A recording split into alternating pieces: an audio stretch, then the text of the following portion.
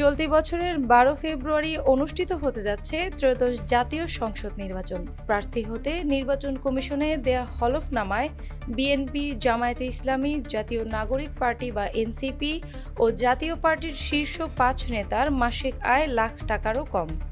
সবচেয়ে কম আয় জামায়াতের আমির ডক্টর শফিকুর রহমানের। পেশায় চিকিৎসক এই রাজনীতিকের আয়ের উৎস কৃষি ও অনুদান থেকে প্রাপ্ত অর্থ।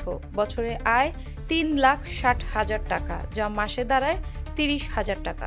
জাতীয় পার্টির চেয়ারম্যান সাবেক মন্ত্রী জিএম কাদেরের পেশা রাজনীতি, আয়ের উৎস ভাতা। বছরে আয় করেন ৪ লাখ টাকা, মাসিক আয় ৩৩,০০০-এর একটু বেশি।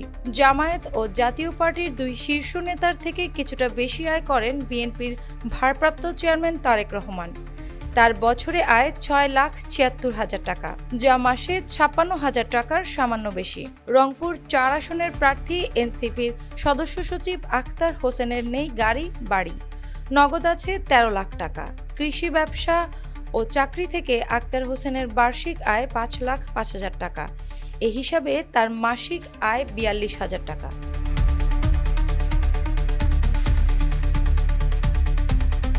ঠাকুরগাঁও ১ আসনের প্রার্থী বিএনপির মহাসচিব মির্জা ফখরুল ইসলাম আলমগীরের সম্পদ রয়েছে ৪,৫৪,০০,০০০ টাকার। পেশা হিসেবে ব্যবসা উল্লেখ করে এই নেতার বার্ষিক আয় ১১,৩৩,১৮৩ টাকা। এ হিসাবে তার মাসিক আয় প্রায় ৯৫,০০০ টাকা। এই ৫ নেতার থেকে আয় কিছুটা বেশি ঢাকা ১১ আসনের প্রার্থী এনসিপির আহ্বায়ক নাহিদ ইসলামের। পরামর্শক হিসেবে বছরে আয় করেন ১৬ লাখ টাকা। বরিশাল ৫ আসনে ইসলামী আন্দোলনের প্রার্থী ফয়জুল করিমের নগদ অর্থ ও আয় বেড়েছে কয়েক গুণ। ২০০৮ সালের হলফনামায় ব্যবসায় উল্লেখ করা ফয়জুল করিমের বার্ষিক আয় দেখানো হয়েছিল ১,৬৫,০০০ টাকা। ভাড়া, শিক্ষকতা ও মাহফিলের হাদিয়াসহ এখন তার বছরে আয় ছাড়িয়েছে ১৪ লাখ টাকা। নগদ ২০,০০০ টাকা। মোট সম্পদের পরিমাণ উল্লেখ করেছেন ৩১,১২,০৪৭ টাকা।